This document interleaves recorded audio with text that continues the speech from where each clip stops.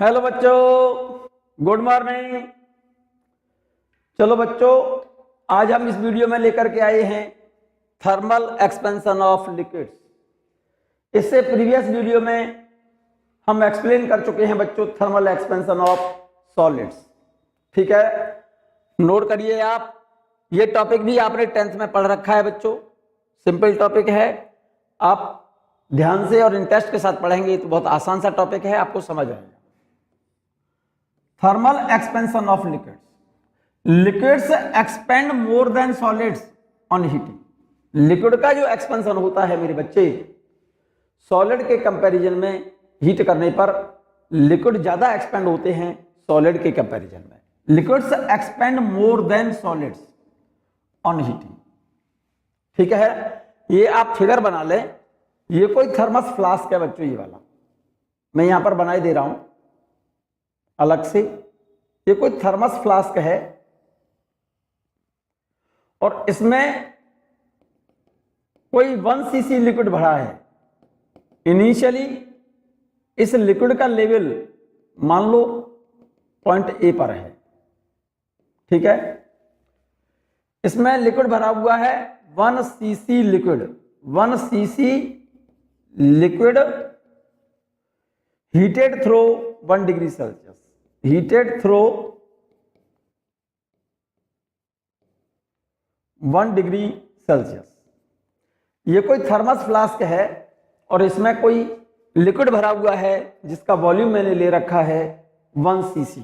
और इस लिक्विड को हम गर्म कर रहे हैं, हीट कर रहे हैं 1 डिग्री सेल्सियस टेम्परेचर तक। इनिशियली लिक्विड का वॉल्यूम ए पर है बच्चों। तो जब हम इस फ्लास्क को हीट करेंगे तो जरा गौर से देखो। फ्लास्क किसका है? ग्लास का।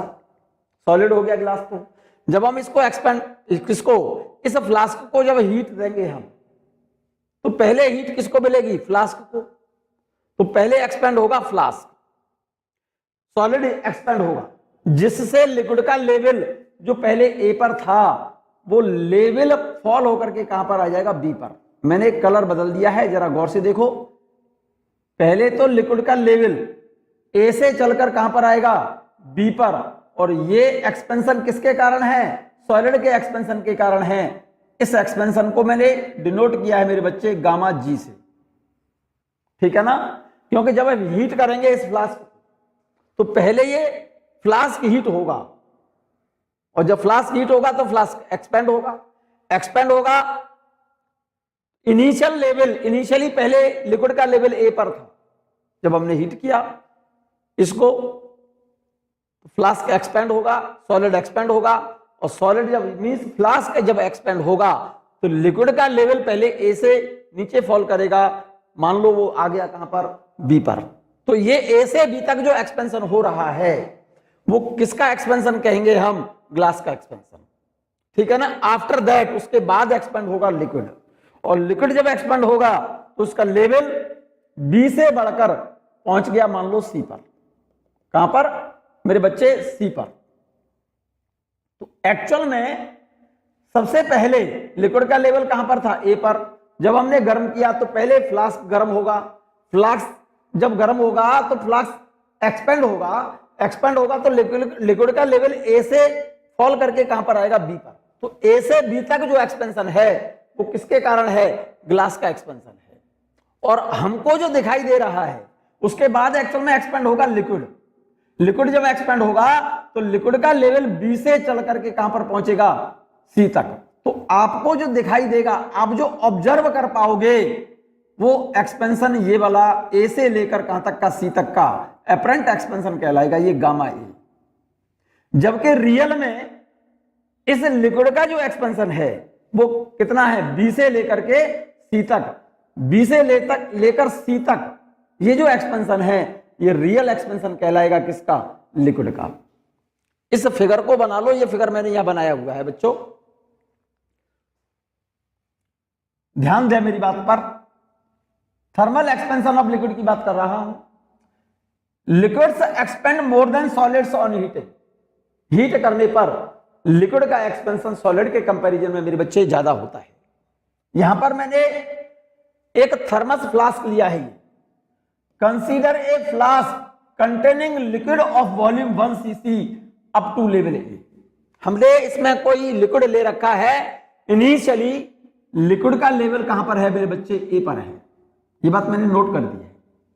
When it is heated through 1 degree Celsius, जब हम इसको 1 डिग्री सेल्सियस तक हम हीट करते हैं तब क्या होगा, at first the vessel expand, सबसे पहले एक्सपेंड होगा ये वेसल, जिससे लिक्विड का लेवल ए से फॉल करके कहां पर आएगा, बी पर, and level falls to B, then it rises to C. उसके बाद लिक्विड हीट होगा, पहले तो वेसल हीट हुआ, वेसल एक्सपेंड हुआ, तो लिक्विड का लेवल ए से पहले कहां पर आया, बी पर। उसके बाद लिक्विड एक्सपेंड होगा, जिससे लिक्विड का लेवल बी से राइज करके कहां पर पहुंच गया, सी पर। तो ए से बी तक जो एक्सपेंशन देख रहे हैं ये वाला, ये एक्सपेंशन यहां से ए से लेकर बी तक जो एक्सपेंशन शो कर रहा है वो इस वेसल का एक्सपेंशन है। इसको मैंने लिखा है ए से बी तक का expansion gamma G, expansion in glass, ठीक है।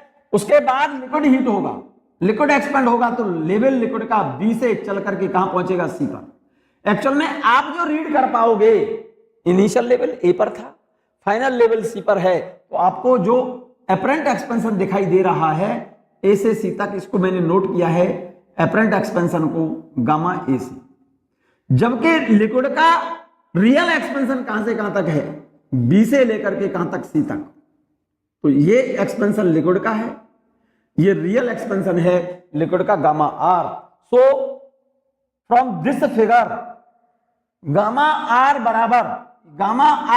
बराबर होगा gamma G plus gamma A.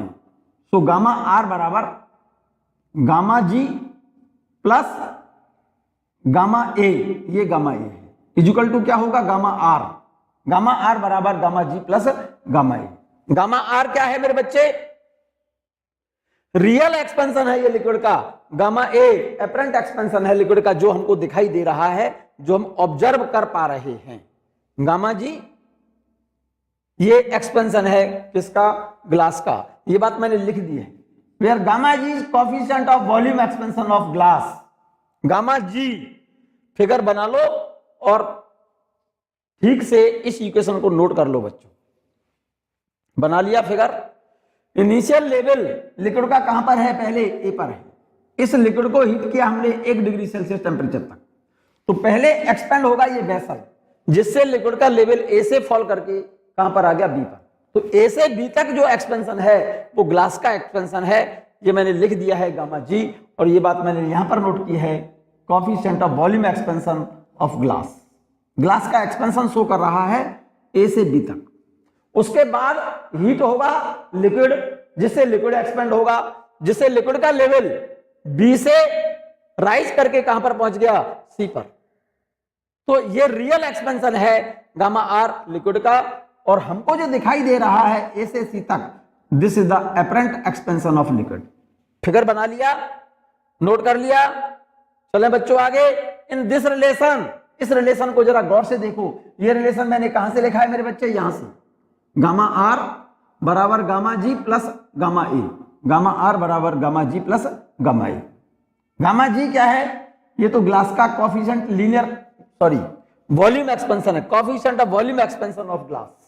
Gamma G coefficient of volume expansion of glass, gamma A ये एपरेंट एक्सपेंशन है लिक्विड का, ये रियल एक्सपेंशन है लिक्विड का। मैंने लिख दिया है यहां पर gamma A coefficient of apparent expansion of liquid, volume coefficient of apparent expansion of liquid means apparent increase in volume of 1 cc liquid when heated through 1 degree Celsius. 1 cc liquid को 1 degree Celsius तक heat करने में liquid के volume में change है gamma ए, इसको apparent expansion कह रहे हैं आप, gamma A coefficient of volume, coefficient of volume apparent expansion of liquid. इसका मतलब 1 cc लिक्विड को 1 डिग्री सेल्सियस टेम्परेचर तक हीट करने में लिक्विड के वॉल्यूम में एपरेंट चेंज है, ये इंक्रीज है। Gamma R coefficient of linear expansion of liquid means real increase in volume of 1 cc liquid when liquid heated through 1 degree Celsius. 1 cc liquid को 1 degree Celsius तक heat करने में liquid के volume में actual में increment है ये, और ये एपरेंट इंक्रीजमेंट है, ठीक है ना। गामा जी बराबर 3 अल्फा जी। मेरे बच्चे गामा जी क्या है? ग्लास सॉलिड है, सॉलिड का वॉल्यूम एक्सपेंशन 3 टाइम्स होता है लीनियर एक्सपेंशन से, तो गामा जी बराबर 3 अल्फा जी लिख सकते हैं हम। Alpha G linear expansion of glass. तो ये रिलेशन क्या आ जाएगा अब? गामा आर बराबर gamma A plus gamma G, और गामा जी की जगह पर क्या लिख दिया है मैंने? 3 अल्फा जी। मेरे बच्चे इस वाले रिलेशन में गामा जी की जगह पर 3 अल्फा जी लिख सकते हैं। गामा जी, इसमें गामा जी की जगह पर हमने क्या लिख दिया है? 3 अल्फा जी। तो गामा आर बराबर gamma A plus 3 alpha G. तो एपरेंट एक्सपेंशन मुझे निकालना है, तो गामा ए बराबर गामा आर माइनस 3 अल्फा जी। यहां तक बात क्लियर है बच्चों? बहुत सिंपल सी बात है बच्चों। First case, if gamma R greater than 3 alpha G, अगर गामा आर का मान 3 अल्फा जी से ज्यादा है, if gamma R is greater than 3 alpha G, then value of gamma A is a positive. भाई इसकी वैल्यू ज्यादा है 3 अल्फा जी से, gamma R greater than 3 alpha G, note करिए। Then gamma A is positive, hence liquid level will go up on heating which happens really। Actual में gamma are का मान, अगर गामा आर का मान ज्यादा है, गामा आर का मान ज्यादा है गामा जी से, या ये कहिए 3 अल्फा जी से, तो लिक्विड का लेवल जो है ए, लिक्विड का लेवल ए से ऊपर होगा। वास्तव में तो लिक्विड में ऐसा ही होता है।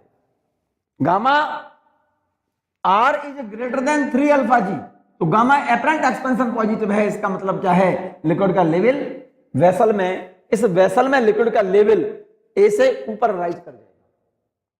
वास्तव में लिक्विड में ऐसा ही होता है, क्योंकि लिक्विड का एक्सपेंशन सॉलिड के कंपैरिजन में ज्यादा होता है मेरे बच्चे। क्लियर? सेकंड केस देखो जरा। If gamma R is less than 3 alpha G, gamma R की वैल्यू 3 अल्फा जी से कम है, gamma R less than 3 alpha G, then value of gamma A is negative, hence liquid level go down on heating। Liquid का level A से कहां चला जाएगा? नीचे चला जाएगा, ठीक है ना। Third case, if gamma R equal to 3 alpha G, अगर गामा आर की वैल्यू रियल एक्सपेंशन लिक्विड का ग्लास के एक्सपेंशन के जस्ट बराबर है, तो गामा ए क्या होगा? गामा ए बराबर 0, hence liquid level does not change on heating. जब गामा आर बराबर 3 अल्फा जी होगा, गामा आर बराबर 3 अल्फा जी होगा, तो गामा ए की वैल्यू क्या होगी? 0। इसका मतलब लिक्विड का लेवल जहां है वहीं रहेगा, लिक्विड के लेवल में कोई चेंज नहीं होगा। ये बात क्लियर हो गई होगी बात। Third case, if gamma R बराबर 3 alpha G, then gamma A is equal to 0, hence liquid level does not change on heating. ये बात क्लियर है? सिंपल सा टॉपिक है, कुछ है नहीं बच्चों इसमें। फिर से समझ लो, expansion, thermal expansion of liquids की बात कर रहा हूं। Liquid expands more than solids on heating, liquid का एक्सपेंशन सॉलिड से ज्यादा होता है। हमने ऐसा मान लिया है कि ये कोई फ्लास्क है ग्लास का, इसके अंदर 1 सीसी लिक्विड हमने लिया है इनिशियली, जिसका लेवल कहां पर है? ए पर है। जब हम इस लिक्विड को 1 डिग्री सेल्सियस टेम्परेचर तक हीट करते हैं, तो पहले वेसल एक्सपेंड होगा, जिससे लिक्विड का लेवल ए से नीचे फॉल करके बी पर आएगा। तो ए से बी तक जो एक्सपेंशन देख रहे हैं आप, ये ग्लास का एक्सपेंशन है गामा जी। उसके बाद एक्सपेंड होगा लिक्विड, जिससे लिक्विड का लेवल बी से राइज करके कहां पर चला गया? सी पर। तो ए बी से लेकर के सी तक ये रियल एक्सपेंशन है लिक्विड का। और आपको जो दिखाई देगा इनिशियल और फाइनली तो दिखाई देगा, एक्चुअल में ग्लास के एक्सपेंशन के कारण लिक्विड का लेवल ए से बी तक नीचे गिरता हुआ दिखाई नहीं देगा। लिक्विड का लेवल पहले ए पर दिखाई दे रहा है, हीट किया, उसके बाद फिर सी पर दिखाई दे रहा है। तो गामा आर बराबर gamma A plus gamma G. Gamma G volume expansion है ग्लास का, gamma A apparent expansion of liquid, gamma R real expansion of liquid. Apparent expansion of liquid gamma A, इसका मतलब 1 सीसी लिक्विड को 1 degree Celsius तक heat करने में increase in volume है gamma A. Gamma R real expansion of liquid, इसका मतलब 1 cc liquid को 1 डिग्री सेल्सियस तक हीट करने में रियल इंक्रीज है इसके वॉल्यूम में है बी से लेकर के कहां तक, सी तक, गामा आर। तो यहां पर गामा आर बराबर होगा gamma G plus gamma A. Gamma G को मैंने लिख दिया है 3 अल्फा जी। यहां पर देखो जरा, gamma G equal to 3 alpha G, तो ये रिलेशन क्या बन गया, यहां पर इस गामा जी की जगह पर 3 अल्फा जी लिख दिया, तो गामा आर बराबर 3 alpha G plus gamma A मैंने ये लिख दिया है, 3 alpha G plus gamma A. Apparent expansion मुझे देखना है, जो हमें दिखाई देगा उसी को तो रीड कर पाएंगे आप। एपरेंट एक्सपेंशन देखना है, apparent expansion is equal to real expansion minus 3 alpha G. अगर गामा आर ज्यादा है 3 अल्फा जी से तो एपरेंट एक्सपेंशन पॉजिटिव होगा, लिक्विड का लेवल सी जो पॉइंट है वो ए से ऊपर होगा। If gamma R greater than 3 alpha G then gamma A is positive, hence liquid level will go up on heating which happens really, वास्तव में लिक्विड में ऐसा ही होता है। सेकंड केस, अगर ऐसा हुआ gamma R less than 3 alpha G, gamma R less than 3 alpha G, simple सी बात लिखी है, then gamma A is negative, hence liquid level go down on heating, liquid का जो लेवल है नीचे चला जाएगा हीट करने पर, ठीक है ना। Third case, if gamma R बराबर 3 alpha G then value of gamma A is 0, hence liquid level does not change on heating. ये बात क्लियर हो गई होगी सबको, नोट कर लिया बच्चे। चलिए मैं आगे की बात कर रहा हूं राजा बेटा, ध्यान दो। एक छोटा सा सिंपल सा एग्जांपल लिखा हुआ है, नोट करो आप। Coefficient of real expansion of a liquid is alpha and a coefficient of linear expansion of glass is alpha by 3। मेरे बच्चे, रियल एक्सपेंशन दे रखा है लिक्विड का, coefficient of real expansion of a liquid is alpha and coefficient of linear expansion of glass is alpha by 3। What will be effect on liquid level on heating, liquid के level में क्या अंतर आएगा heat करने पर। Question में given है real expansion, gamma R बराबर अल्फा दिया है, ग्लास का लीनियर एक्सपेंशन दिया है, अल्फा जी की वैल्यू दी है ये अल्फा बाई 3। तो एपरेंट एक्सपेंशन क्या होगा, लिक्विड के लेवल में क्या अंतर आएगा। अगर एपरेंट एक्सपेंशन पॉजिटिव है तो इसका मतलब क्या होगा, लिक्विड लेवल ऊपर राइज कर जाएगा। अगर एपरेंट एक्सपेंशन नेगेटिव है तो उसका मतलब होगा लिक्विड लेवल नीचे फॉल कर जाएगा। और अगर एपरेंट एक्सपेंशन 0 है इसका सेंस क्या होगा, लिक्विड लेवल में कोई चेंज नहीं आएगा। एपरेंट एक्सपेंशन का फॉर्मूला देखो, गामा ए बराबर gamma R minus 3 alpha G. Gamma R की वैल्यू दी है क्वेश्चन में, रियल एक्सपेंशन दिया उसने alpha, real expansion coefficient of real expansion of liquid is alpha, तो गामा आर की वैल्यू अल्फा के बराबर दी है and coefficient of linear expansion of glass is alpha by 3, alpha G बराबर अल्फा बाई 3। तो एपरेंट एक्सपेंशन निकाल लो, apparent expansion is equal to gamma R minus 3 alpha G, gamma R की जगह पर लिख दो alpha minus 3 into alpha G की वैल्यू दी है अल्फा बाई 3, तो यहां से 3 से 3 कैंसिल हो जाएगा मेरे बच्चे, अल्फा माइनस 3 से 3 कैंसिल हो गया तो alpha minus alpha is equal to 0, gamma A is equal to 0, hence liquid level does not change, liquid के लेवल में कोई चेंज नहीं होगा मेरे बच्चे। क्लियर है ये बात सबको क्लियर है बच्चों, सभी ने नोट कर लिया है, क्वेश्चन नोट कर लें आराम से तसल्ली से, सब बच्चे नोट करें क्वेश्चन को।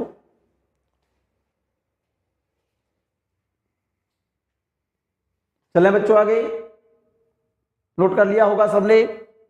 मैं बात कर रहा हूं मेरे बच्चे anomalous expansion of water. Anomalous expansion of water, जल का असामान्य प्रसार। एक्चुअल में वाटर का जो एक्सपेंशन होता है वो नॉर्मल अदर लिक्विड की तरह नहीं होता। Anomalous expansion of water, water का जो एक्सपेंशन है अदर लिक्विड की तरह नहीं होता, असामान्य प्रसार होता है इसका, इसीलिए इसको बोला जाता है एनोमेलस एक्सपेंशन ऑफ वाटर। ध्यान से सुनिएगा मेरी बात को। Water expends on heating if its temperature is greater then 4 degree Celsius. पानी का टेम्परेचर अगर 4 डिग्री सेल्सियस से ज्यादा है तब हम पानी को गर्म करेंगे, तब वो एक्सपेंड होगा, उसका वॉल्यूम बढ़ेगा। डेफिनेटली ये बात नोट कर लो, अंडरलाइन कर लो इसको। क्या बेटा? Water expends on heating if its temperature is greater then 4 degree Celsius. अगर पानी का टेम्परेचर 4 डिग्री सेल्सियस है, 4 डिग्री सेल्सियस से ऊपर अगर गर्म करते हैं हम पानी को, तो पानी का वॉल्यूम बढ़ता है, एक्सपेंड होता है पानी। In the range 0 to 4 degree Celsius, एक एक शब्द ध्यान से सुनना। In the range 0 to 4 degree Celsius, अगर पानी को हम 0 से 4 डिग्री सेल्सियस तक हम हीट करें तो वाटर कॉन्ट्रैक्ट होता है, बजाय एक्सपेंड होने के कॉन्ट्रैक्ट होता है, वॉल्यूम घटता है। In the range 0 to 4 degree Celsius, ये बात अंडरलाइन कर लो। वाटर कॉन्ट्रैक्ट्स ऑन हीटिंग, जब पानी को 0 से 4 डिग्री सेल्सियस तक गर्म करते हैं तो पानी कॉन्ट्रैक्ट होता है, उसका वॉल्यूम घटता है हीट करने पर। एंड एक्सपेंड्स ऑन कूलिंग, अगर पानी को 0 से 4 डिग्री सेल्सियस तक गर्म करें तो पानी कॉन्ट्रैक्ट होगा, और 4 डिग्री सेल्सियस से 0 डिग्री सेल्सियस तक हम ठंडा करें तो फिर वो एक्सपेंड होगा। सिंपल सी बात है। That is it's a coefficient of volume expansion in this range is negative. जब पानी का टेम्परेचर 0 से 4 डिग्री सेल्सियस है तो इस रेंज के अंदर पानी का volume coefficient of water negative होता है। जब पानी को 0 से 4 डिग्री सेल्सियस तक गर्म करते हैं तो पानी एक्सपेंड होने के बजाय कॉन्ट्रैक्ट होता है, और अगर पानी को 4 डिग्री सेल्सियस से 0 डिग्री सेल्सियस तक हम ठंडा करें तो पानी एक्सपेंड होता है। एनोमेलस एक्सपेंशन बोलते हैं इसको, एनोमेलस एक्सपेंशन ऑफ वाटर। 0 से 4 डिग्री सेल्सियस तक गर्म करेंगे तो कॉन्ट्रैक्ट होगा, और 4 डिग्री सेल्सियस से 0 डिग्री सेल्सियस तक ठंडा करेंगे तो एक्सपेंड होगा। सिंपल सी बात है। इस रेंज के अंदर जब टेम्परेचर रेंज पानी की 0 से 4 डिग्री सेल्सियस है, इस रेंज के अंदर पानी का coefficient of volume expansion in this range is negative. Volume expansion coefficient पानी के लिए 0 से 4 डिग्री सेल्सियस के बीच में नेगेटिव वैल्यू होती है बच्चों। This behaviour of water in the range 0 to 4 degree Celsius is called anomalous expansion. इस बिहेवियर को क्या बेटा? एनोमेलस एक्सपेंशन बोलते हैं हम। कौन सा बिहेवियर? कि पानी को 0 से 4 डिग्री सेल्सियस तक गर्म करें तो पानी कॉन्टैक्ट होगा, और 4 डिग्री सेल्सियस से 0 डिग्री सेल्सियस तक ठंडा करें तो पानी एक्सपेंड होगा। और इस रेंज के अंदर, टेम्परेचर की इस रेंज के अंदर पानी के लिए, वाटर के लिए coefficient of volume expansion of water in this range is a negative. This behavior of water in the range 0 to 4 degree Celsius is called anomalous expansion. जल का असामान्य प्रसार कहते हैं इसको, एनोमेलस एक्सपेंशन बोलते हैं बच्चों। कारण क्यों होता है ऐसा? This is because water has 3 types of molecules. क्योंकि पानी के अंदर जो मॉलिक्यूल्स हैं वो 3 तरह के होते हैं।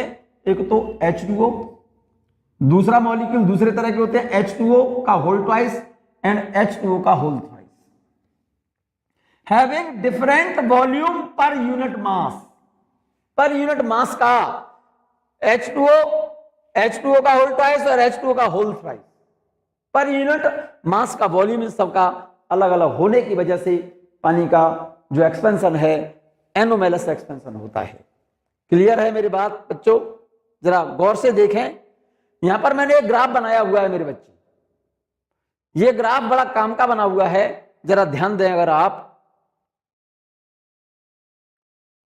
इस ग्राफ में जरा गौर से देखो, इस वाली एक्सिस पर मैंने वॉल्यूम लिया है और इस एक्सिस पर मैंने टेम्परेचर लिया है, ठीक है। और इस वाले ग्राफ में इस एक्सिस पर मैंने डेंसिटी ली है और इस एक्सिस पर मैंने टेम्परेचर लिया है। ध्यान से सुनना मेरी बात को। जब पानी का टेम्परेचर 0 डिग्री सेल्सियस है, 0 डिग्री सेल्सियस पर पानी का वॉल्यूम इतना है। जरा गौर से देखो, यहां से लेकर के यहां तक। जब पानी का टेम्परेचर जब पानी को हीट करते हैं 0 से 4 डिग्री सेल्सियस तक, तो पहले वॉल्यूम उसका घटता है।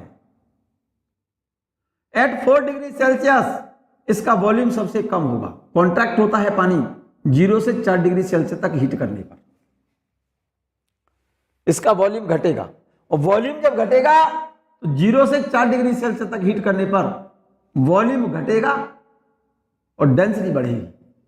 Eight 4 degree Celsius volume become minimum and density become maximum. पानी की डेंसिटी 4 डिग्री सेल्सियस पर सबसे ज्यादा और वॉल्यूम सबसे कम होता है मेरे बच्चे। इसके बाद अगर 4 डिग्री सेल्सियस से 10 डिग्री सेल्सियस तक और हीट करें, 4 डिग्री सेल्सियस के बाद पानी को जब गर्म करेंगे हम, हीट करेंगे हम, तो उसका वॉल्यूम बढ़ेगा और डेंसिटी घटेगी। इस बिहेवियर को, वाटर के इस बिहेवियर को एनोमेलस एक्सपेंशन बोलते हैं बच्चों। उसका कारण है क्योंकि पानी के अंदर 3 तरह के मॉलिक्यूल होते हैं, एक तो H2O, एक H2O का होल ट्वाइस, एक H2O का होल थ्राइस। क्योंकि इन H2O का होल ट्वाइस और H2O का होल थ्राइस, इन मॉलिक्यूल्स का पर यूनिट मास इनका वॉल्यूम अलग अलग होगा। 1 ग्राम H2O का वॉल्यूम कुछ अलग होगा और 1 ग्राम H2O का होल ट्वाइस उसका वॉल्यूम कुछ अलग होगा। H2O का होल थ्राइस, 1 ग्राम H2O के होल थ्राइस का वॉल्यूम कुछ अलग होगा। इसी वजह से इसका एक्सपेंशन, पानी का जो एक्सपेंशन होता है वो एनोमेलस एक्सपेंशन का मतलब सामान्य अदर लिक्विड की तरह एक्सपेंशन नहीं होता। पानी को जब 0 डिग्री सेल्सियस से 4 डिग्री सेल्सियस तक हीट करते हैं तो पहले वॉल्यूम घटेगा, डेंसिटी 0 से 4 डिग्री सेल्सियस तक बढ़ेगी। जब टेम्परेचर 4 डिग्री सेल्सियस हुआ वॉल्यूम हो जाएगा सबसे कम, volume become minimum and density become maximum. बहुत होशियारी से सुन लो। उसके बाद 4 डिग्री सेल्सियस से 10 डिग्री सेल्सियस तक हम फिर टेम्परेचर बढ़ाएं पानी का, तो वॉल्यूम बढ़ेगा और डेंसिटी घटेगी। अब इसका उल्टा चलो जरा, अगर पानी को 10 डिग्री सेल्सियस से 0 डिग्री सेल्सियस तक अगर हम ठंडा करते हैं तो पहले 10 डिग्री सेल्सियस से 4 डिग्री सेल्सियस तक वॉल्यूम घटेगा। 10 से 4 डिग्री सेल्सियस तक पहले वॉल्यूम घटेगा, डेंसिटी बढ़ेगी। 4 डिग्री सेल्सियस पर वॉल्यूम सबसे कम, डेंसिटी सबसे ज्यादा। और फिर 4 से 0 डिग्री सेल्सियस तक ठंडा करेंगे हम, 4 से 0 डिग्री सेल्सियस तक ठंडा करेंगे तो वॉल्यूम बढ़ेगा और डेंसिटी घटेगी। ये दोनों ग्राफ ठीक से समझ लें, ये बात मैंने यहां लिख दी है मेरे बच्चे। Volume of water is a minimum and its density is a maximum at 4 degree Celsius. लिख लो इस बात को। Water expands when heated above 4 degree Celsius और cooled below 4 degree Celsius. 4 degree Celsius से, क्योंकि 4 डिग्री सेल्सियस पर पानी का वॉल्यूम सबसे कम और डेंसिटी सबसे ज्यादा होगी। अगर पानी को 4 डिग्री सेल्सियस से गर्म करें या 4 डिग्री सेल्सियस से 0 तक ठंडा करें, दोनों ही केस में वॉल्यूम बढ़ता है। 4 डिग्री सेल्सियस के पानी को अगर हम टेम्परेचर इसका बढ़ा दें, 4 डिग्री सेल्सियस से हीट करें या 4 डिग्री सेल्सियस से ठंडा करें, दोनों ही केस में वॉल्यूम बढ़ता है और डेंसिटी इसकी घटती है। ये बात अच्छे से समझ लो, ठीक है। ये पॉइंट मैंने बहुत इंपॉर्टेंट लिखा है, इसको नोट कर लें आप, नोट करो आराम से, तसल्ली से। Volume of water is minimum and its density is maximum at 4 degree Celsius. Water expands when heated above 4 degree Celsius और कूल्ड बिलो 4 डिग्री सेल्सियस। पानी को 4 डिग्री सेल्सियस से हम हीट करें, पानी का टेम्परेचर 4 डिग्री सेल्सियस से बढ़ाएं या 4 डिग्री सेल्सियस से पानी को ठंडा करें, मींस टेम्परेचर को घटाएं, दोनों ही केस में वाटर एक्सपेंड होता है, पानी का वॉल्यूम बढ़ता है। ठीक है ना। एक सिंपल सी बात बोल रहा हूं, जैसे मैंने ये कहा ये 2 वेसल है, इन दोनों वेसल में 4 डिग्री सेल्सियस का पानी है। मेरे बच्चे ध्यान देना मेरी बात पर, दोनों ही वेसल में 4 डिग्री सेल्सियस का पानी है। इसमें भी 4 डिग्री सेल्सियस का पानी है और इसमें भी 4 डिग्री सेल्सियस का पानी है। एक को तो हम हीट करें ऑन हीटिंग और एक वेसल को हम कूल करें ऑन कूलिंग। तो बताइए इनके वाटर इस लेवल पर क्या अंतर आएगा? Both the vessels will overflow. दोनों ही क्या करेंगे? ओवरफ्लो करेंगे, क्योंकि जब 4 डिग्री सेल्सियस से पानी को हम हीट करते हैं, टेम्परेचर बढ़ाते हैं, तब भी वॉल्यूम बढ़ता है। तो 4 डिग्री सेल्सियस से जब ठंडा करते हैं हम, तब भी वॉल्यूम बढ़ता है। तो एक वेसल को तो 4 डिग्री सेल्सियस से गर्म कर रहे हो और एक वेसल में 4 डिग्री सेल्सियस से क्या कर रहे हो, ठंडा कर रहे हो। और पानी का टेम्परेचर 4 डिग्री सेल्सियस से बढ़ा दें या घटा दें, दोनों ही केस में वॉल्यूम बढ़ता है। इसका मतलब वेसल ए और वेसल बी, इन दोनों में ही लिक्विड पानी का जो लेवल है ओवरफ्लो कर जाएगा, मतलब इसमें से पानी बाहर, दोनों में से पानी बाहर निकलेगा। ये बात क्लियर है? ये बात क्लियर है बच्चों? मैं आगे की बात कर रहा हूं, ध्यान दीजिए मेरी बात पर। ये दोनों ग्राफ देख लिए होंगे। When water is heated from 0 degree Celsius to 10 degree Celsius, पानी का टेम्परेचर अगर 0 से 10 डिग्री सेल्सियस तक बढ़ाए तो क्या होगा? पहले 0 से 4 डिग्री सेल्सियस तक वॉल्यूम घटेगा और डेंसिटी बढ़ेगी। 4 डिग्री सेल्सियस पर वॉल्यूम मिनिमम, डेंसिटी मैक्सिमम होगी। 4 डिग्री सेल्सियस के बाद 10 डिग्री सेल्सियस तक फिर वॉल्यूम बढ़ेगा और डेंसिटी घटेगी। एंड वाइस वर्सा, इसका उल्टा कर लो, टेम्परेचर को घटाते हो तो 10 से 4 डिग्री सेल्सियस तक पहले वॉल्यूम घटेगा, डेंसिटी बढ़ेगी। 4 डिग्री सेल्सियस पर वॉल्यूम मिनिमम हो जाएगा, डेंसिटी मैक्सिमम हो जाएगी। फिर 4 से 0 डिग्री सेल्सियस तक चलेंगे तो फर्दर वॉल्यूम बढ़ेगा, डेंसिटी घटेगी। ये बात क्लियर है? ये बात मैंने लिख दिया है। When water is heated from 0 to 10 degree Celsius, then from 0 to 4 degree Celsius its volume decrease, and from 4 degree Celsius to 10 degree Celsius its volume increase। 0 से 4 तक वॉल्यूम घटेगा, उसके बाद फिर वॉल्यूम बढ़ेगा। और डेंसिटी में इसका उल्टा, 0 से 4 तक डेंसिटी बढ़ेगी और फिर उसके बाद डेंसिटी घटेगी। सेकंड पॉइंट मैंने लिख दिया है, जरा गौर से देखिए। When water is cooled from 10 degree Celsius to 0 degree Celsius, अगर पानी को 10 से 0 डिग्री सेल्सियस तक हम ठंडा करें, पहले तो गर्म किया, गर्म करते हैं तो वॉल्यूम घट रहा है। 4 डिग्री सेल्सियस पर वॉल्यूम मिनिमम, डेंसिटी मैक्सिमम। 4 से 10 डिग्री सेल्सियस तक वॉल्यूम बढ़ेगा तो डेंसिटी घटेगी। इसका उल्टा चले, अगर पानी को ठंडा करें 10 से 0 डिग्री सेल्सियस तक, तो पहले जब ठंडा करोगे 10 से 4 तक तो वॉल्यूम घटेगा, 10 से 4 तक फिर डेंसिटी बढ़ेगी। 4 डिग्री सेल्सियस के पानी की डेंसिटी सबसे ज्यादा होगी, ये बात अच्छे से समझ लो। उसके बाद 4 डिग्री सेल्सियस से 0 डिग्री सेल्सियस तक जब ठंडा करते हैं तो वॉल्यूम बढ़ने लगेगा और डेंसिटी घटने लगेगी। तो 0 डिग्री सेल्सियस के पानी की डेंसिटी, वॉल्यूम सबसे ज्यादा और डेंसिटी सबसे कम है। क्लियर है ये बात? ये सेकंड पॉइंट मैंने लिख दिया है मेरे बच्चे यहां पर। When water is cooled from 10 to 0 degree Celsius, then from 10 to 4 degree Celsius its volume decrease, and from 4 to 0 degree Celsius its volume increase। ये दोनों ही बात मैंने इस ग्राफ में दिखा दी है। क्लियर है ये बात बच्चों? एक छोटा सा पॉइंट बोल रहा हूं बच्चों, बहुत सिंपल सा पॉइंट बोल रहा हूं, आप ध्यान से सुने। एक बहुत सिंपल सा पॉइंट है, ध्यान देना मेरी बात पर। ये कोई ग्लास ट्यूब है, ये कोई वर्टिकल ट्यूब, और इस ट्यूब के अंदर हमने 10 डिग्री सेल्सियस का पानी भर दिया है। इसके अंदर पानी भरा हुआ है 10 डिग्री सेल्सियस का, और इस ट्यूब को मेरे बच्चे यहां पर बीच में से मेल्टेड आइस, आइस समझते हो ना, आइस के द्वारा हम ठंडा कर रहे हैं। आइस है ये एट 0 डिग्री सेल्सियस, जरा गौर से सुनना। और एक थर्मोमीटर मैंने लगा रखा है यहां पर ऊपर, थर्मोमीटर ए, और एक थर्मोमीटर मैंने लगा दिया है नीचे, थर्मोमीटर बी। जरा गौर से सुनना, ध्यान से। मैंने कहा है कि ये कोई वर्टिकल ट्यूब है, कांच की ग्लास ट्यूब है ये वाली कोई, और इस ट्यूब के अंदर मैंने पानी भरा हुआ है 10 डिग्री सेल्सियस का। इसमें वाटर है इस ट्यूब के अंदर 10 डिग्री सेल्सियस का, और इस पानी को बीच में से यहां से आइस के द्वारा हम ठंडा कर रहे हैं। किसके द्वारा ठंडा कर रहे हैं? आइस के द्वारा। पहले इस पानी का टेम्परेचर कितना है मेरे बच्चे? 10 डिग्री सेल्सियस है। जब आइस के द्वारा इस पानी को ठंडा करोगे तो यहां पर पानी का टेम्परेचर पहले 10 डिग्री सेल्सियस से घट करके कितना जाएगा? 10 से घट करके 9 डिग्री सेल्सियस पर आएगा।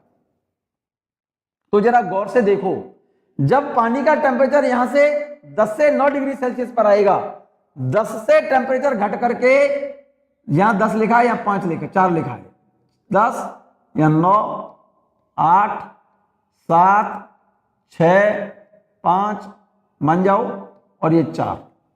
जब पानी का टेम्परेचर मेरे बच्चे 10 डिग्री सेल्सियस है थ्रू आउट, इस पूरी ट्यूब में 10 डिग्री सेल्सियस का पानी भरा है। इस पानी को हम ठंडा कर रहे हैं बीच में से, यहां से ध्यान से सुनना मेरी बात को। आइस के कांटेक्ट में रख करके इस ट्यूब को ठंडा किया जा रहा है। तो जब यहां पर पानी का टेम्परेचर 10 डिग्री सेल्सियस से फॉल करके 9 डिग्री सेल्सियस पर आएगा, तो जरा सोचो, तो 10 डिग्री सेल्सियस से जैसे ही 9 डिग्री सेल्सियस पर आएगा टेम्परेचर, तो उनके मॉलिक्यूल की डेंसिटी बढ़ जाएगी। 10 डिग्री सेल्सियस वाले मॉलिक्यूल से 9 डिग्री सेल्सियस वाले मॉलिक्यूल की डेंसिटी ज्यादा होगी। तो जैसे ही यहाँ के मॉलिक्यूल का टेम्परेचर 9 डिग्री सेल्सियस आएगा, तो वे मॉलिक्यूल किधर जाएंगे? सबसे पहले नीचे या ऊपर? डेंसिटी बढ़ेगी तो मॉलिक्यूल नीचे जाएंगे। फिर इसके बाद यहां पर आएगा 8, फिर आएगा 7, फिर 6 डिग्री सेल्सियस, फिर 5 डिग्री सेल्सियस, फिर आएगा 4 डिग्री सेल्सियस। धीरे धीरे सुनिए जरा ध्यान से। जैसे ही टेम्परेचर यहाँ का 10 से 9 हुआ, तो मॉलिक्यूल 9 डिग्री सेल्सियस वाले सबसे पहले नीचे जाएंगे। फिर यहाँ पर के यहाँ के मॉलिक्यूल का टेम्परेचर 8 हुआ, तो 8 डिग्री सेल्सियस के मॉलिक्यूल की डेंसिटी और बढ़ गई, तो वो मॉलिक्यूल सबसे पहले किधर भागेंगे? ऊपर या नीचे? डेंसिटी बढ़ने पर मॉलिक्यूल नीचे जाएंगे।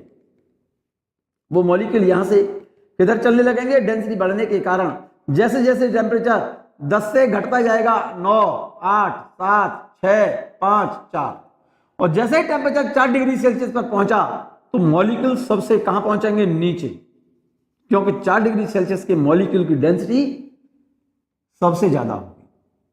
4 डिग्री सेल्सियस जैसे ही यहां हुआ, तो मॉलिक्यूल तुरंत भाग के कहां पहुंचेंगे? नीचे।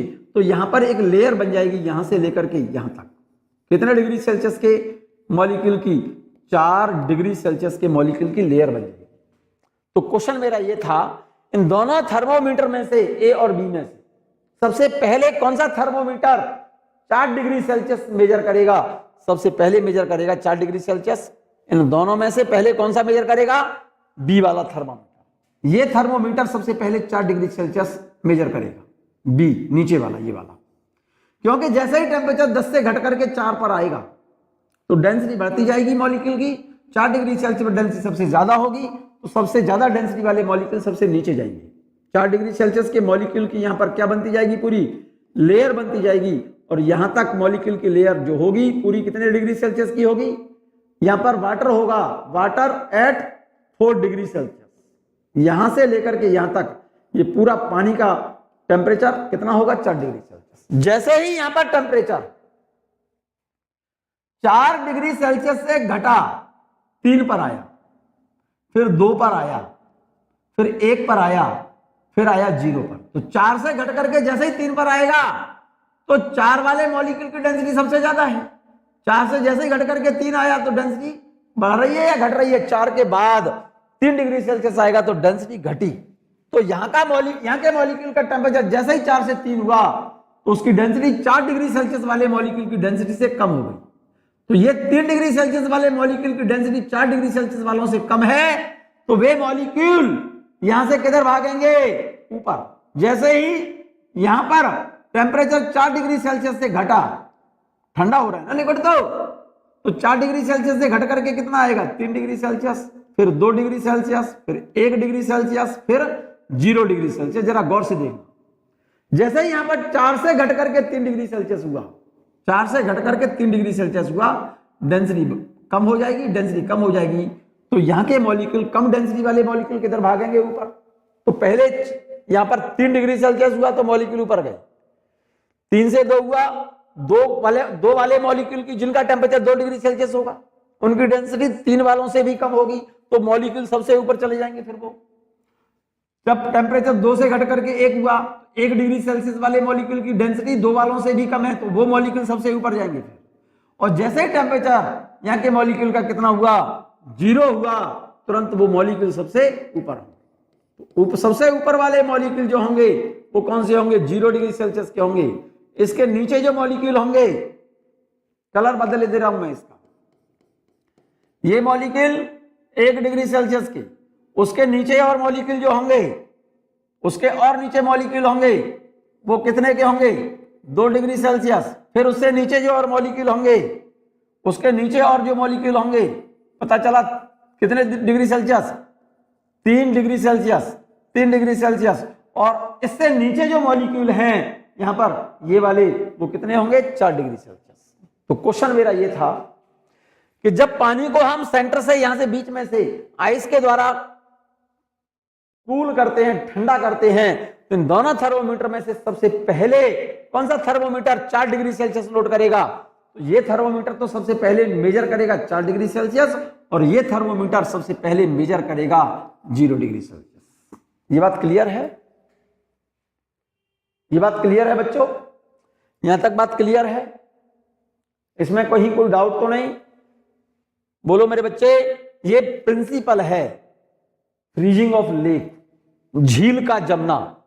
झील जब होती है, क्या बेटा, लेक समझते हो ना, नदी, जब इस पर बहुत कोल्ड एयर, कैसी कोल्ड एयर जब इस पर फ्लो होती है यहां पर ऊपर, ठीक है ना, तो सबसे ऊपर क्या होता है, सबसे ऊपर माइनस, मान लो -20 डिग्री सेल्सियस की एयर चल रही है, तो सबसे ऊपर आइस होगी -20 डिग्री सेल्सियस, -20 डिग्री सेल्सियस, -20 से फिर -10 डिग्री सेल्सियस। बोलो मेरे बच्चे, फिर -5 डिग्री सेल्सियस मान जाओ, फिर उसके बाद 0 डिग्री सेल्सियस, उसके बाद फिर पानी होगा, इसके बाद पानी होगा कौन सा, इसके बाद पानी आएगा कितने डिग्री सेल्सियस का, 1 डिग्री सेल्सियस, फिर 2 डिग्री सेल्सियस, फिर 3 डिग्री सेल्सियस, 3 डिग्री सेल्सियस। और सबसे नीचे पानी जो होता है इसके अंदर झील में, सबसे नीचे जो पानी होगा, क्योंकि डेंसिटी 4 डिग्री सेल्सियस के पानी की सबसे ज्यादा होती है, तो सबसे नीचे पानी के अंदर, झील के अंदर 4 डिग्री सेल्सियस का पानी होगा, जिसके अंदर क्या बेटा, फिश वगैरह इसमें जिंदा रहती है। ये प्रिंसिपल है फ्रीजिंग ऑफ लेक। ये बात क्लियर हो गई होगी, नोट कर लें आप इसे। ये बात क्लियर है मेरे बच्चे? फ्रीजिंग ऑफ लेक ये प्रिंसिपल है, क्योंकि पानी की डेंसिटी 4 डिग्री सेल्सियस सबसे ज्यादा और वॉल्यूम सबसे कम होता है। तो 4 डिग्री सेल्सियस के पानी की डेंसिटी सबसे ज्यादा है, इसीलिए झील के अंदर सबसे बॉटम पर 4 डिग्री सेल्सियस का पानी रहता है, जिसमें जीव जंतु जो होते हैं पानी के अंदर जो जीवित रहते हैं वो सबसे नीचे चले जाते हैं। कहां पर? इस 4 डिग्री सेल्सियस के पानी में। उससे ऊपर 3 degree Celsius, 2 degree Celsius, 1 degree Celsius, फिर 0 डिग्री सेल्सियस, 0 डिग्री सेल्सियस की आइस, और हो सकता है टेम्परेचर, क्योंकि कोल्ड एयर फ्लो हो रही है यहां पर कोल्ड कंट्रीज में। जब ठंडी हवाएं चलती हैं, ठंडी हवाओं का टेम्परेचर -20 डिग्री सेल्सियस है, तो लेक जमती है कहां से? टॉप टू बॉटम, ऊपर से जमना शुरू होती है नीचे के लिए। Water always freeze from top to bottom, not bottom to top. एक काम करना, आप एक बाउल लेना, बाउल कांच की कोई बाउल ले लेना, उसमें पानी भर देना, पानी भर करके रेफ्रिजरेटर, फ्रिज के अंदर रख देना, फ्रीजिंग बॉक्स के अंदर, ठीक है ना। तुम देखना, फ्रीजिंग बॉक्स में रख देना पानी की एक बाउल, कांच की बाउल ले लेना, उसमें पानी भर देना, पानी भर करके फ्रीजिंग बॉक्स में रख देना, ठीक है ना। और एक आधा घंटे बाद या 1 घंटे बाद उसको बाहर निकालना, तो आप देखेंगे उसमें पानी ऊपर से तो जम जाता है, और उसके नीचे जब पूरा पानी फ्रीज नहीं हुआ है तो ऊपर से तो जम जाएगा और उसके नीचे पानी रह जाता है उसमें। इसका मतलब पानी हमेशा, वाटर हमेशा ऊपर से नीचे की तरफ जमता हुआ जाता है।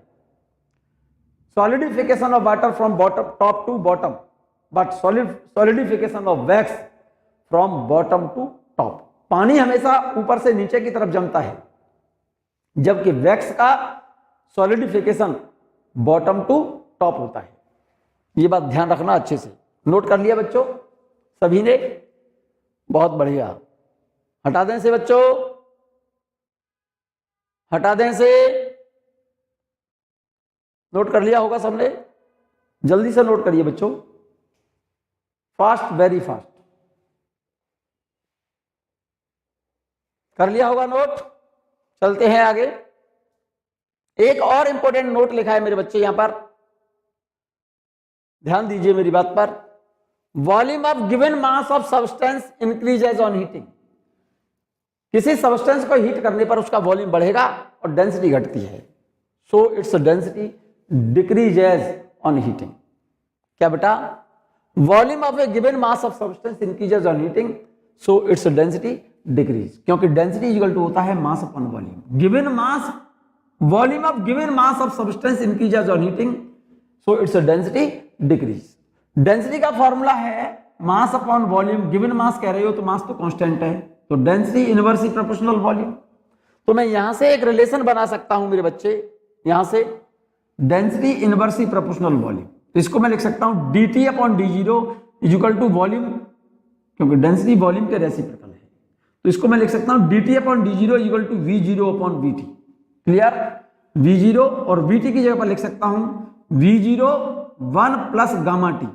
इस v0 से v0 कैंसिल, इस d0 को यहां ले लो, देखो dt upon d0 is equal to, इस v0 से v0 कैंसिल कर दिया, ठीक है ना, तो 1 upon 1 plus gamma delta T. Clear है, तो इस d0 को यहां ले जाओ, dt is equal to d0 upon 1 plus gamma into delta T. इस रिलेशन को या तो ऐसे याद रखो, और इसको मैं ऐसे लिख रहा हूं, जरा यहां देखना, इसको बाइनोमियल थ्योरम से खोल रहा हूं। d0 इस ब्रैकेट को जब ऊपर ले जाएंगे 1 plus gamma delta T, gamma है बच्चों जी, इसकी पावर -1, इस पावर को बाइनोमियल थ्योरम से यहां नीचे उतार दोगे तो effect of density on heating with temperature, इसके लिए relation 1 minus gamma into delta T, ये रिलेशन याद रखना। Variation of density of substance of given mass of substance with the temperature is given by the relation dt equal to g0 1 minus gamma into delta t। Minus, क्योंकि इस power को जब नीचे उतारोगे binomial theorem से तो ये power नीचे उतारेंगे तो -1, तो 1 को लिखो या मत लिखो, d0 1 minus gamma delta T. Clear है, ये रिलेशन ये रहा। क्वेश्चन प्रॉब्लम है तुम्हारी, चेक कर लेना उसमें, ठीक है। मैं बात कर रहा हूं मेरे बच्चे फ्रीजिंग ऑफ लेक, किसकी बात कर रहा हूं राजा बेटा, फ्रीजिंग ऑफ लेक, झील का जमना। जरा ध्यान दीजिए मेरी बात पर, मैंने बताया था अभी अभी, जब झील पर, झील तो समझते हो ना, लेक, कोल्ड एयर जब फ्लो हो रही है, हाँ ठंडी हवाएं चल रही हैं, तो मेरे बच्चे पानी की डेंसिटी 0 डिग्री सेल्सियस पर सबसे कम और 4 डिग्री सेल्सियस पर सबसे ज्यादा होती है। तो 4 डिग्री सेल्सियस का पानी तो कहां पर होगा, लेक के बॉटम पर होगा, उसके ऊपर फिर 3 डिग्री सेल्सियस, फिर 2 degree Celsius, 0 degree Celsius, 1 degree Celsius, उसके बाद 0 डिग्री सेल्सियस, 0 डिग्री सेल्सियस के बाद होगी फिर आइस। हो सकता है 0 डिग्री सेल्सियस की आइस हो या आइस का टेम्परेचर माइनस में हो, ये तो डिपेंड करता है कि जो कोल्ड एयर है उनका टेम्परेचर क्या है। ये बात क्लियर है।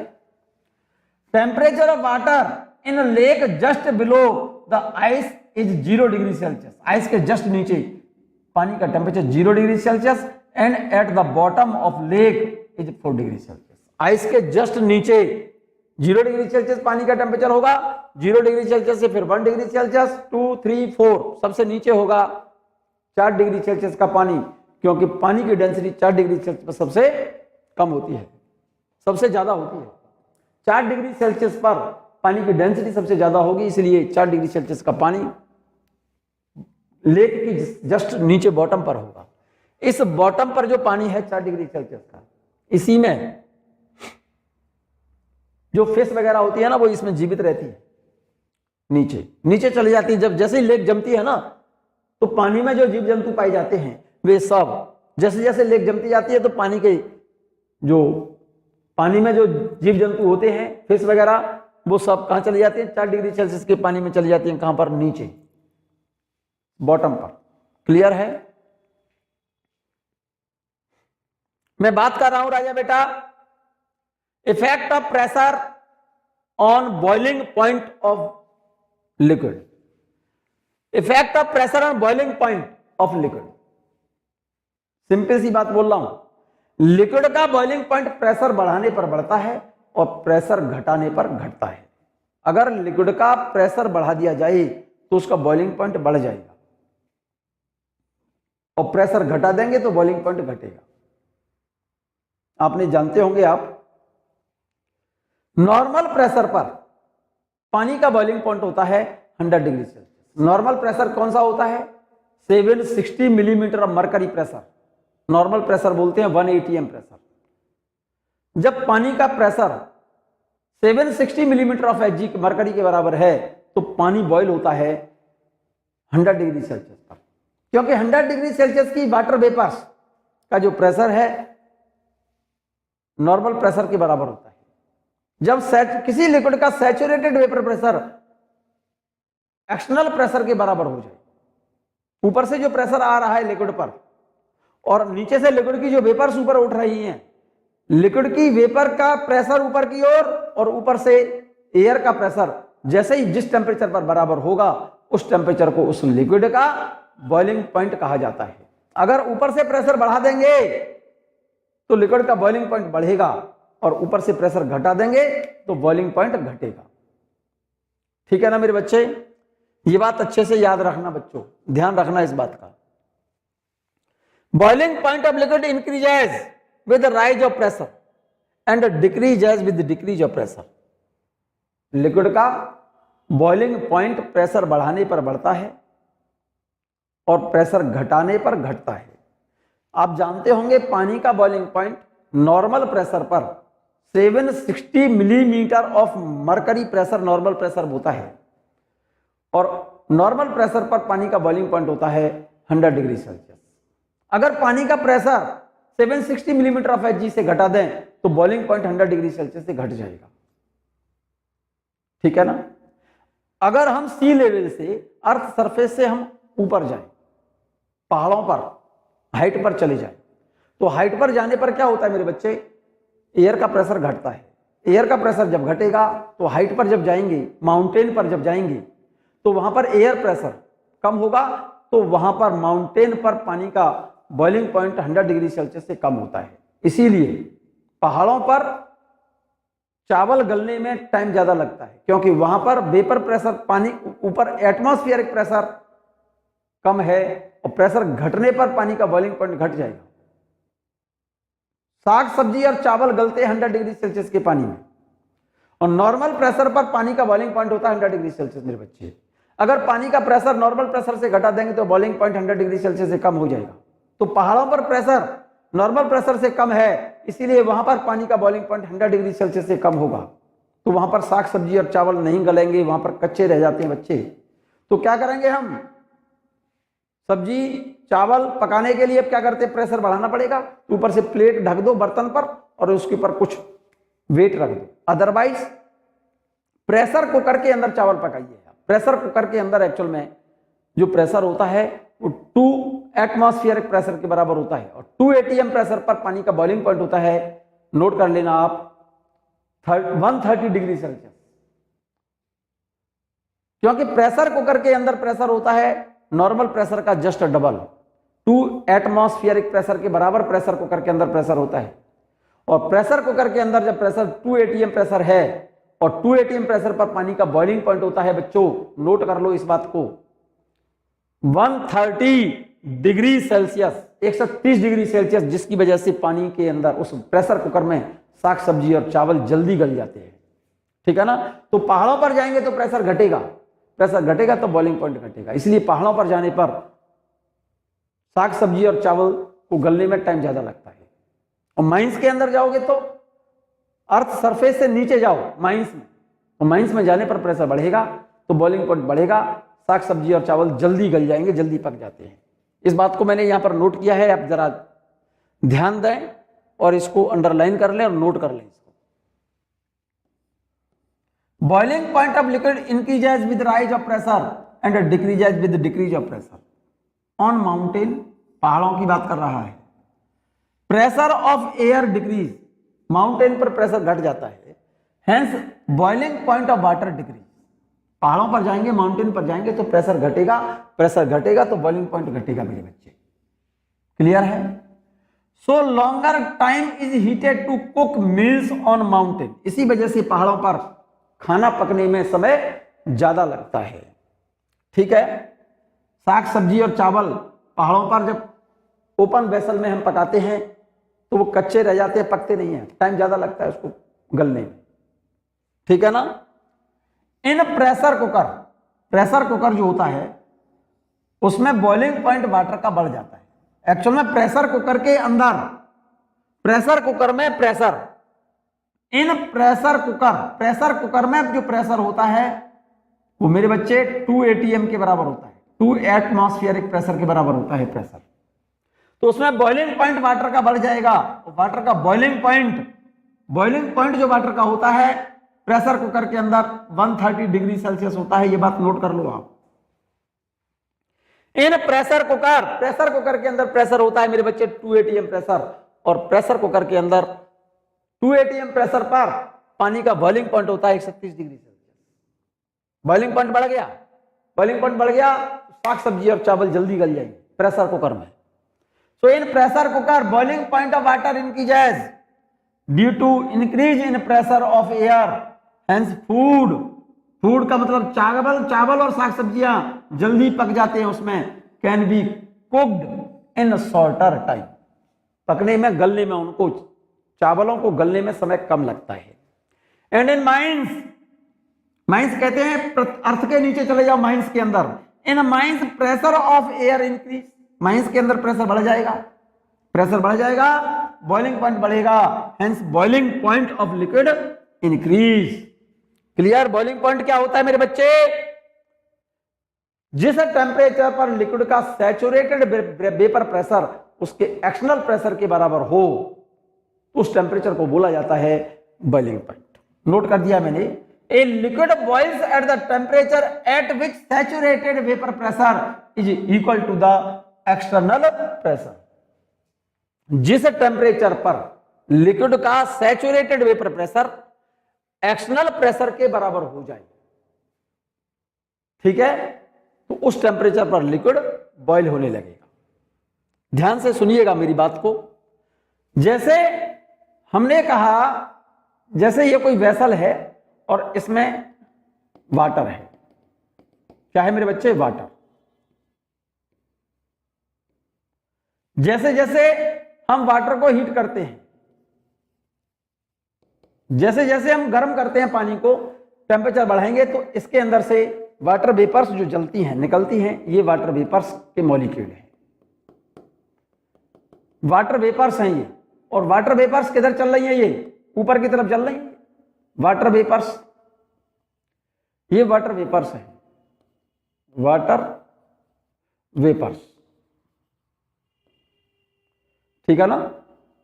वाटर वेपर्स हैं, और ऊपर से एक्सटर्नल प्रेशर एयर का, ये एयर प्रेशर है, वो किधर की तरफ है? एयर प्रेशर नीचे की तरफ है, ये एयर प्रेशर है, एयर है, एक्सटर्नल प्रेशर बोल सकते हैं इसको, ठीक है ना। जब एयर प्रेशर ज्यादा हो वेपर प्रेशर से, तब तक लिक्विड बॉयल नहीं होता। जैसे जैसे इस लिक्विड को हीट करते जाएंगे, टेम्परेचर बढ़ाते जाएंगे, एक पर्टिकुलर टेम्परेचर पर जैसे ही इसका सैचुरेटेड वेपर प्रेशर इस एक्सटर्नल प्रेशर के बराबर हुआ, भाई इधर से जो वेपर्स उठ रही है उनका प्रेशर और ऊपर से एयर का प्रेशर जैसे ही बराबर होगा, तुरंत ये वाटर के जो मॉलिक्यूल हैं, लिक्विड के जो मॉलिक्यूल हैं, प्रेशर से फ्री हो गई।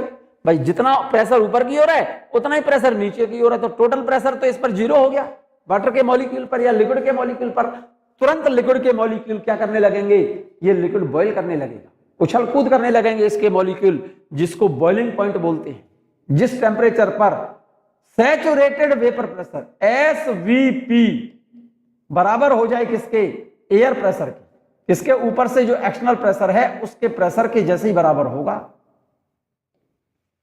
जिस टेम्परेचर पर लिक्विड का सैचुरेटेड वेपर प्रेशर और ऊपर से एक्सटर्नल प्रेशर मींस एयर का प्रेशर बराबर होगा, उस टेम्परेचर पर लिक्विड बॉयल होने लगेगा। इस टेम्परेचर को बोलते हैं मेरे बच्चे बॉइलिंग पॉइंट।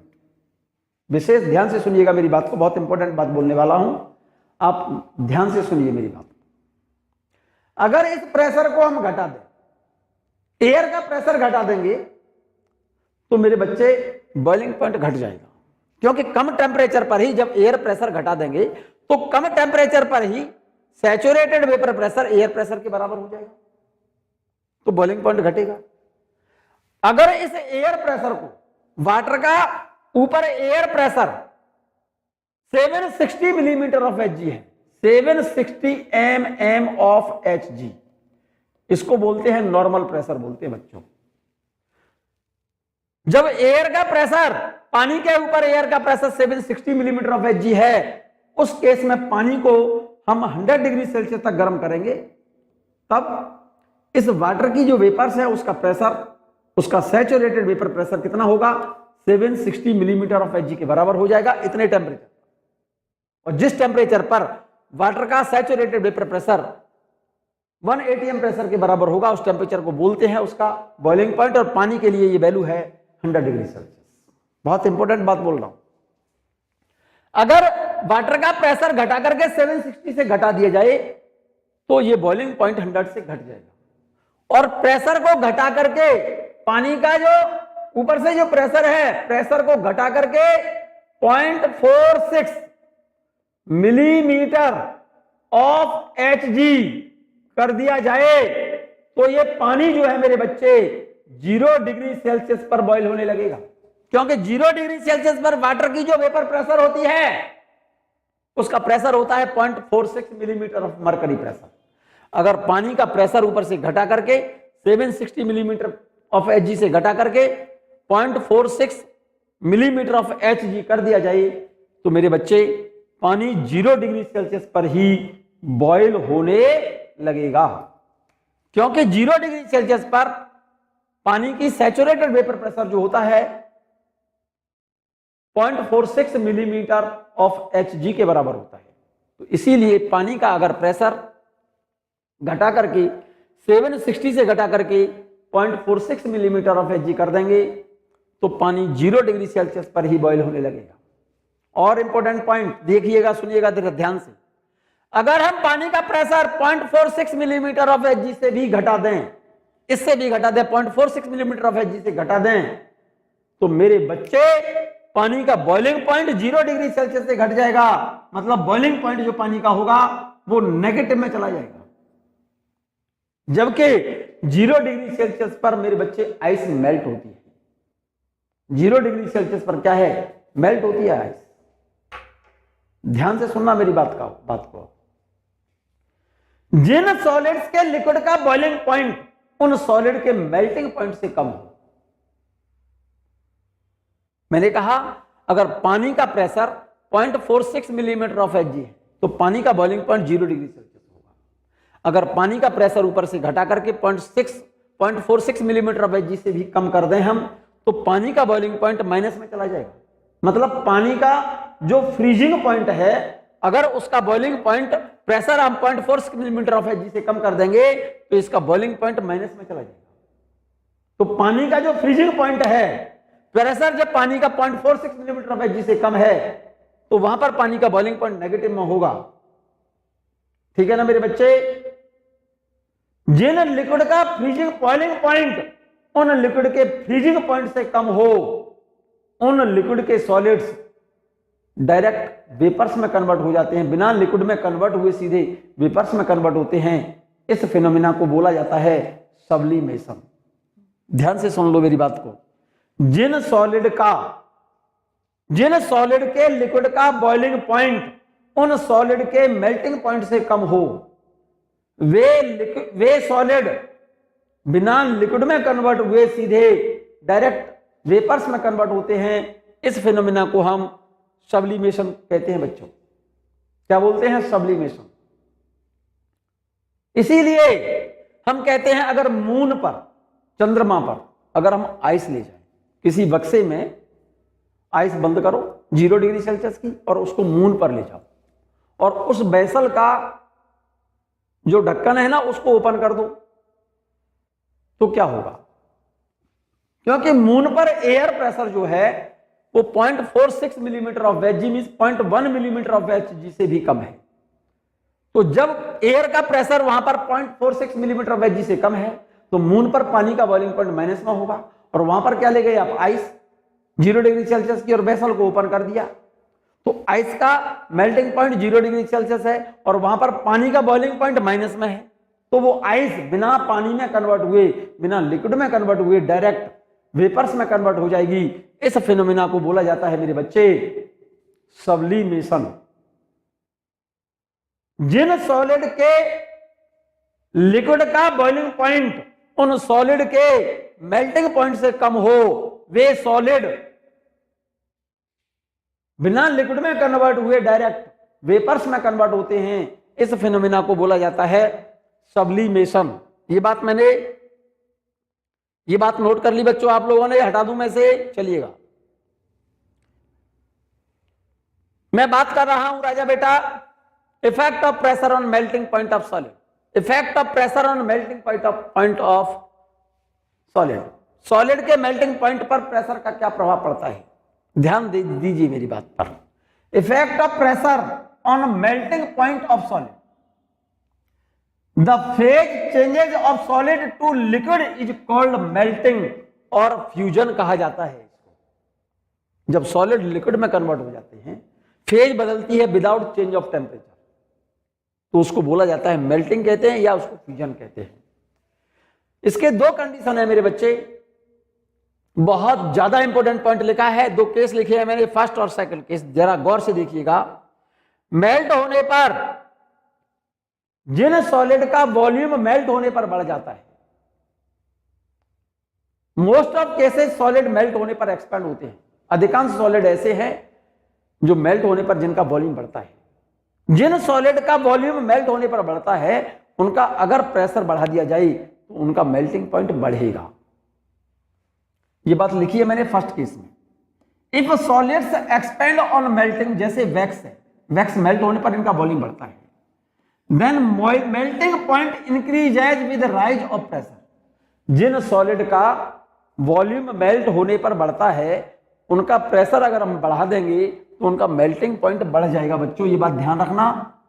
अधिकांश सॉलिड तो ऐसे होते हैं जो मेल्ट होने पर एक्सपेंड होते हैं, उनका अगर हम प्रेशर बढ़ा देंगे तो उनका मेल्टिंग पॉइंट बढ़ेगा।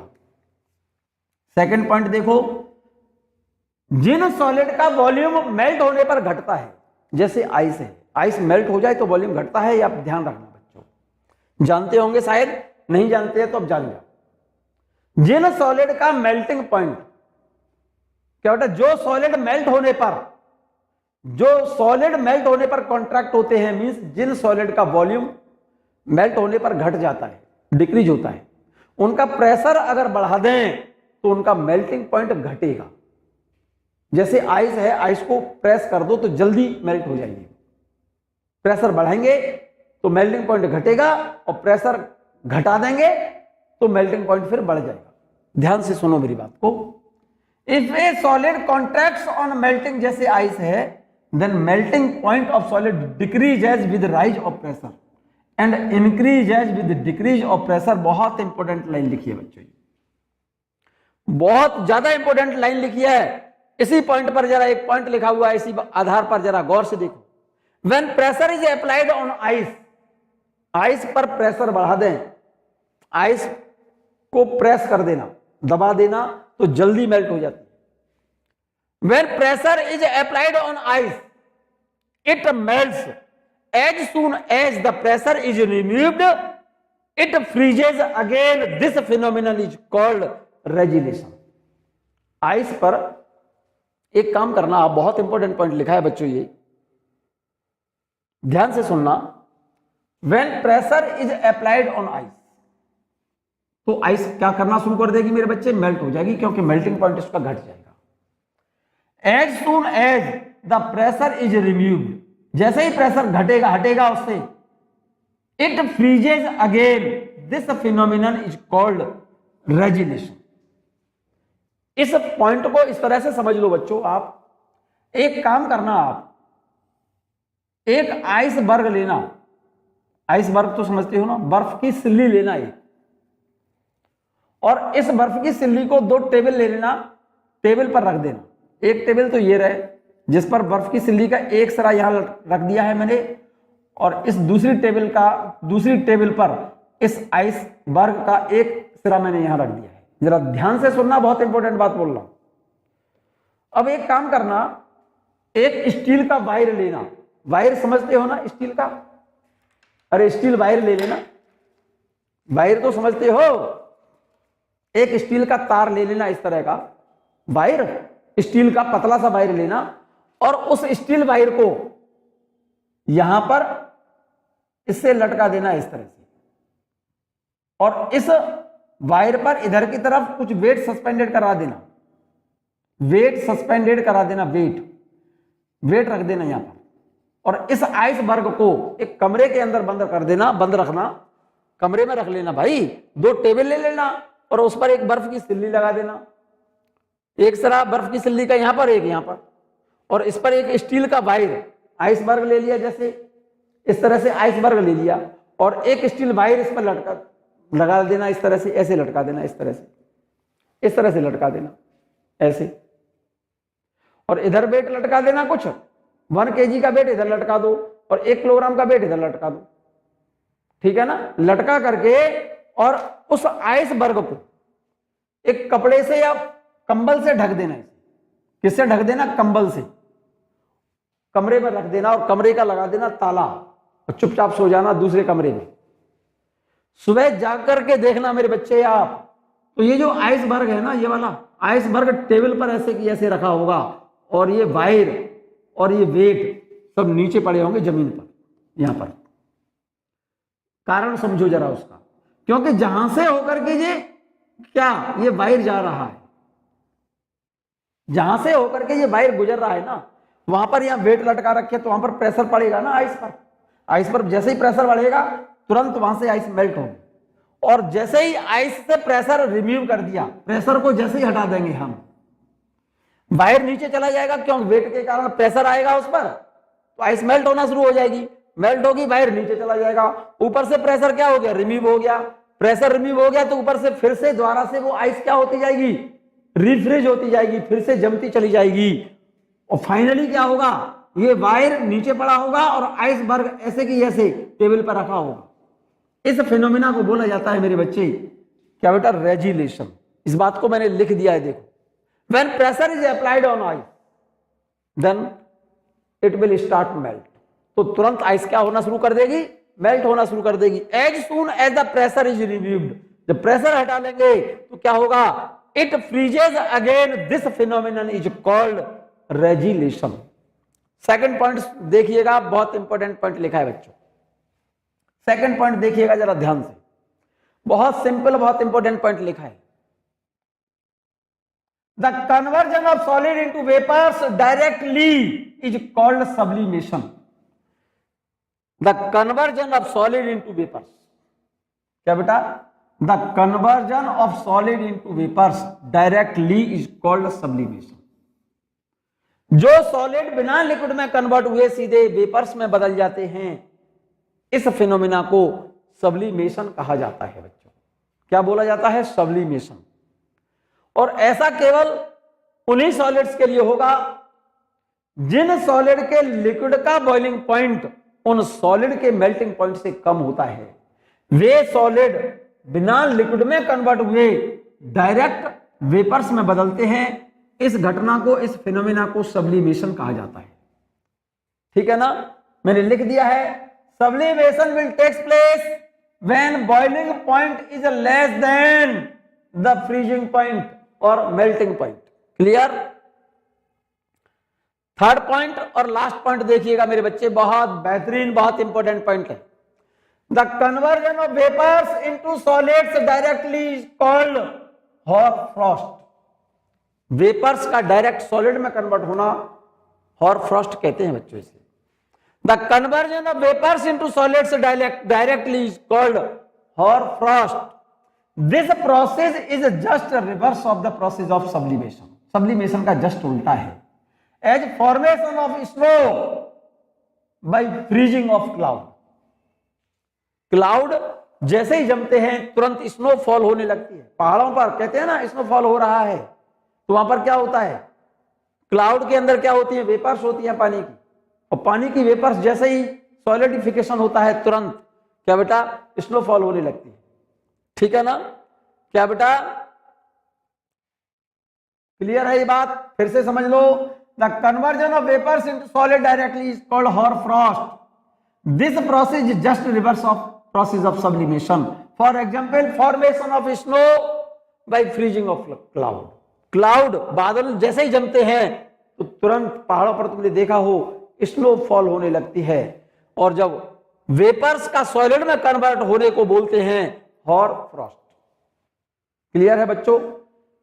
यहां तक बच्चों इस वीडियो को कम से कम 2-3 बार देखिए आप। बहुत सिंपल टॉपिक था, बहुत सिंपल टॉपिक है, इसको नोट कर लें, 1-2 बार रिवाइज कर लें। नेक्स्ट वीडियो में लेकर के आएंगे हम कैलोरीमेट्री। ठीक है, तब तक इस वीडियो को देखें और बस रिवाइज करते रहें।